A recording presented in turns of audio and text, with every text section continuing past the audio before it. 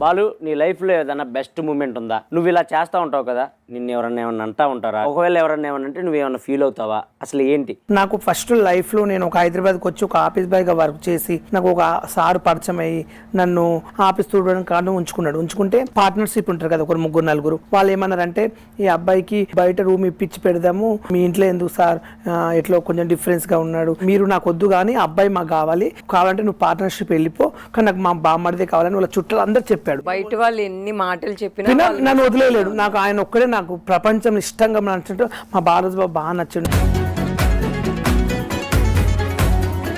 ఈ tick talk వల్ల నేను ఫేమస్ అయ్యాను. మా బెస్ట్ ఫ్రెండ్స్ కింద నీ కామర్స్ చదువుతా అంటే నాకు మైనస్ ఏంటంటే నాకు ఇంగ్లీష్ రాదు. ఆర్టికల్ భాస్కర్ అని మా ఉప్పళ్ళు ఉంటాడు, వాళ్ళ ఇంట్లో నేను కొన్ని రోజులు వర్క్ చేశాను, వంట పని చేస్తే ఆయన చదివేది. ఈ కామెంట్స్ తెలుసారన్నాడు, తెలుస్తే నాకెందుకు బాధపడేది, ఐ డోంట్ అండర్స్టాండింగ్. బాలు, నువ్వేం టెన్షన్ పడకో. ఒకవేళ ఏదైనా బ్యాడ్ కామెంట్స్ వస్తే పెద్దగా పట్టించుకోకు. నువ్వు చేయాల్సింది నువ్వు చేసుకుంటూ వెళ్ళిపో. ఎందుకంటే ఐ డోంట్ నో. హాయ్, నేను ఉప్పల్ బాలు అంతే. ఒకలేసి అబ్బా, ఉప్పల బాలుకి కామెంట్ పెట్టే వాళ్ళకి చెప్తున్నాను, ఉప్పల బాలు చదువు రాదంట. పెట్టిన కామెంట్లన్నీ వేస్టే. మీరు ఎంత పెట్టినా ఐ డోంట్ కేర్ అంటున్నాడు. Super Uppala Balu, super.